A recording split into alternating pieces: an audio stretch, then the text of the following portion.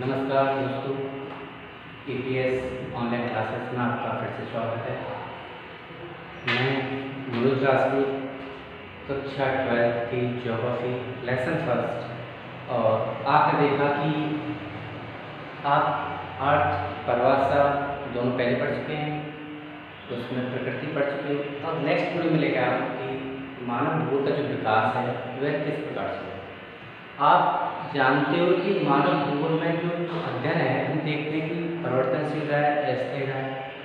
लेकिन आपके चैप्टर के अनुसार कहा जाता है कि मानव भूगोल का जो विकास है वह 3 युगों से 3 भागों में बांटा है, कहा गया था, या ऐसे कह सकते 3 काल में माना गया। तो रहता है प्राचीन काल।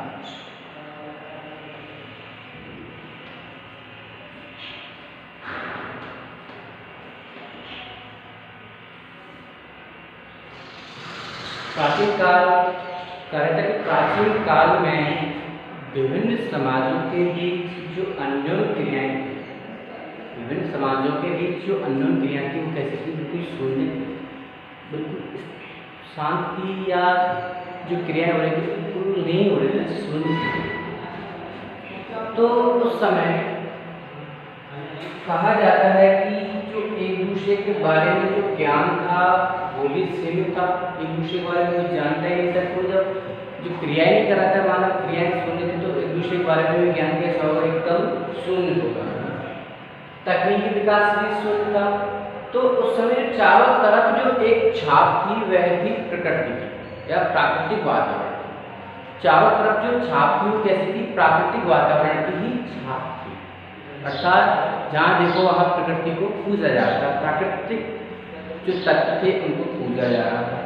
उस समय भारत में, यूनान में, चीन में आदि देशों में या आदि देशों की जो प्राचीन सभ्यता थी वहाँ भी प्राकृतिक सभ्यता का या प्राकृतिक शक्तियों का ही प्रभाव माना गया। प्राकृतिक सभ्यता ऐसे कह सकते हैं, प्राकृतिक शक्तियों, जो प्राकृतिक शक्तियाँ थी उनका ही बोलबाला था, या प्राकृतिक शक्तियों को ही उन्होंने क्या किया था, प्रभाव बताया था। देखें तो वेदों में कहा गया है, वेदों में कहा गया है कि जितनी प्राकृतिक शक्ति हैं, वेदों में प्राकृतिक शक्तियों में जैसे आपने देखा है कि सूर्य को देवता माना गया है, पेड़ वृक्ष को देवता माना गया है, जल को देवता माना गया है, वायु को देवता के रूप में माना गया है। तो जितनी प्राकृतिक शक्ति थी, इन प्राकृतिक शक्तियों को वेदों में एक देवता का स्थान दिया गया। बोला गया था ये देवी शक्ति होती है और इनके बिना हम जी नहीं सकते। अर्थात यहाँ हम देखें तो एक नियतिवाद समझ में आ रहा है। नियतिवाद क्या कह रहा है, जहाँ मानव पर प्रकृति पूर्ण रूप से विजय प्राप्त कर चुकी है।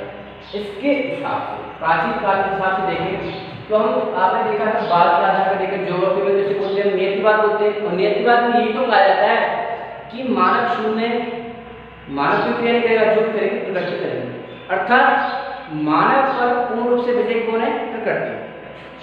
प्राकृतिक शक्ति है यहाँ विजय दिखाया जाए तो इसीलिए कहा गया था इसे प्राचीन काल। अब प्राचीन काल में अरस्तु ने इसे वातावरण के आधार पर ही बांटा। अरस्तु ने कहा था कि जो ठंडे प्रदेशों में रहने वाले लोग होते हैं वो बहादुर होते हैं। ये कहता है अरस्तु ने। दोबारा से समझ में आ रहा होगा, अच्छा करता हूँ।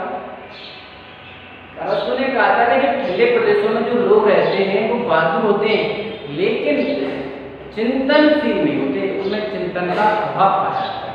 और उसने कहा था जो एशिया महाद्वीप है, एशिया के प्रदेशों में रहने वाले लोग होते हैं वो बहादुर नहीं होते, सुस्त होते हैं। तो उसने कहा था कि एशिया के प्रदेशों में रहने वाले लोग कैसे होते हैं, सुस्त लेकिन चिंतनशील होते हैं। किसने कहा था, वातावरण के आधार पर प्राचीन काल में अरस्तु ने कहा था कि ठंडे प्रदेशों के रहने वाले लोग बहादुर होते हैं, लेकिन उनमें चिंतन का अभाव पाया था, चिंतनशील नहीं होते। और अरस्तु ने ये भी कहा था कि एशिया प्रदेश रहने वाले लोग होते हैं वो सुस्त होते हैं, लेकिन चिंतनशील होते हैं।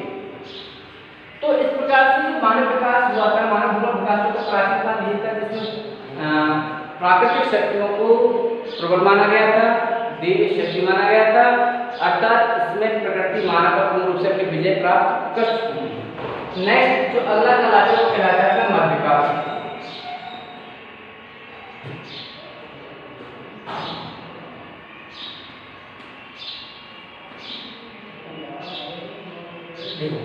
मध्यकाल में कहा था इस काल में नौ संचालन संबंधी कुशलता प्राप्त होती है। नावों के माध्यम से नाव चला करके लोग एक स्थान से या एक देश से दूसरे देश में पहुंचे, जिसके कारण जो उनके बीच में जो सीमित ज्ञान था, मानव के बीच में जो सीमित ज्ञान था वह लगातार बढ़ता जा रहा था। तो एक दूसरे समाज के संपर्क में आ रहे थे, लगातार ज्ञान बढ़ता जाता। साथ ही साथ अन्वेषण और खोजों का भी विकास हुआ। और जो मध्यकाल था, मध्यकाल में सबसे बड़ी बात तो ये थी कि एक दूसरे स्थान पर जाने से जितने मिथक रहस्य थे वो सारे रहस्य खुल गए थे। जितने भी रहस्य थे उन सारे रहस्यों के बारे में क्या हुआ था, पता चल गया था कि मानव किस प्रकार से नए नए अन्वेषणों या खोजों के माध्यम से प्रकृति पर विजय प्राप्त कर सकता है। मध्यकाल में ऐसे कह सकते हैं कि मध्यकाल में जो प्रकृति का प्राचीन काल में दबदबा था वह मध्यकाल में जाकर थोड़ा सा कम हो जाता है और मानव प्रकृति के साथ अपने अनुसार परिवर्तन करना स्टार्ट कर देता है, जिसके माध्यम से अन्वेषण और खोजों के माध्यम से। और इसमें क्या था, मानव सर्वप्रथम का किसकी कुशलता प्राप्त की थी, नौ संचालन की कुशलता प्राप्त की थी। और मध्यकाल में ही उपनिवेश काल को बढ़ावा दिया गया और व्यापारिक गतिविधियां भी प्रबल हो जाती है, तीव्र हो जाती है। उपनिवेशवाद और व्यापारिक गतिविधियां क्या होती है, तीव्र होती है। क्योंकि आपने देखा था कि उपनिवेश काल था वह यूरोप के कंट्री वाले जैसे भारत में आए थे, वो मध्यकाल में था, तो नौ संचालन हुआ था, वास्को डी गामा आया था, वो सारा ही मध्यकाल से संबंधित था। और नौ संचालन के माध्यम से रहस्य खुले, उपनिवेशवाद को बढ़ावा दिया गया था, औद्योगिक व्यापारिक क्षेत्र में भी प्रबल वृद्धि हुई थी। साथ में आगे देखते हैं जो अगला काल था वो क्या अपना आधुनिक काल।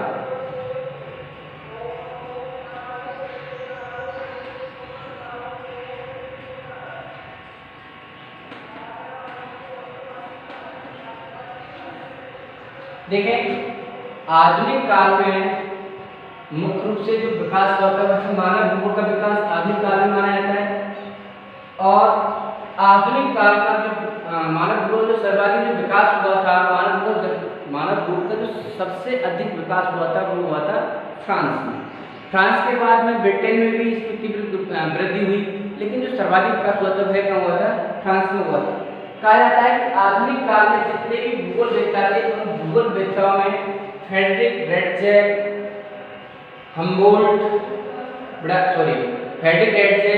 ब्राइट डी ला विलास, ब्रून्स, डेमाजिया, फेवे आदि भूगोलवेत्ता थे जिन्होंने आधुनिक काल में और मानव भूगोल या मानव के विकास में सहायता की या उसके बारे में अध्ययन के बारे में बताया था। और आधुनिक काल में ही मानव भूगोल के ऊपर कई ग्रंथ भी लिखे गए थे। आगे देखें तो आधुनिक काल में ही तीनों कालों का अध्ययन किया गया था। जैसे नियतिवाद जिसे मैंने प्राचीन काल था उसमें नियतिवाद जैसे संबंधित थी। इसमें कहा था कि जो सर्वाधिक जो शक्तिशाली शक्ति है वह है प्रकृति। क्या थी, प्रकृति। फिर संभववाद, ब्राइट डी ला विलास संभववाद से नियतिवाद में फ्रेडरिक रेटजेल थे, कुमारी सिस्टरदेव की जो एलन सैमुअल थी।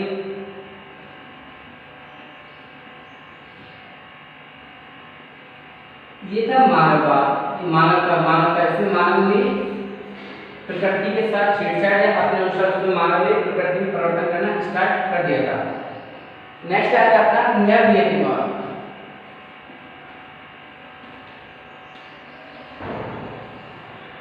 नवनियतिवाद जिसमें क्या था, प्रकृति और मानव दोनों के बीच सामंजस्य बैठाया गया। इसमें क्या था, प्रकृति और मानव के बीच मानव के बीच सामंजस्यता जोड़ दिया गया था।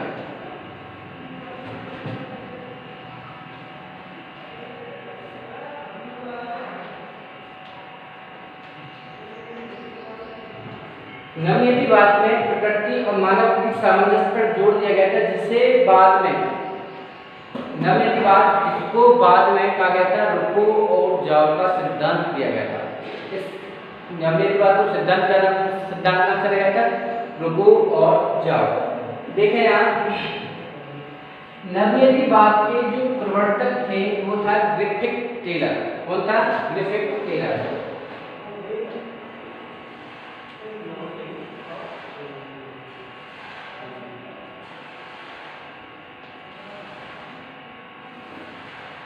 एक बार देखें, रुको और जाओ का जो सिद्धांत दिया था किसने दिया था? वो ग्रिफिथ टेलर ने।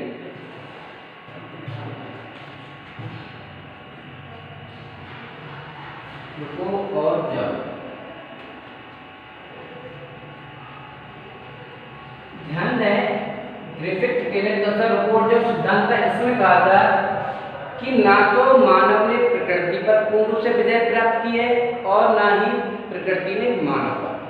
रुको और जाओ सिद्धांत के अनुसार ऐसे बताया गया था, ग्रिफिथ टेलर ने कहा था कि मानव एक ऐसे है जैसे चौराहे पर एक सिपाही होता है, ट्रैफिक वाला पुलिस वाला होता है, उस ट्रैफिक पुलिस वाले की जैसे।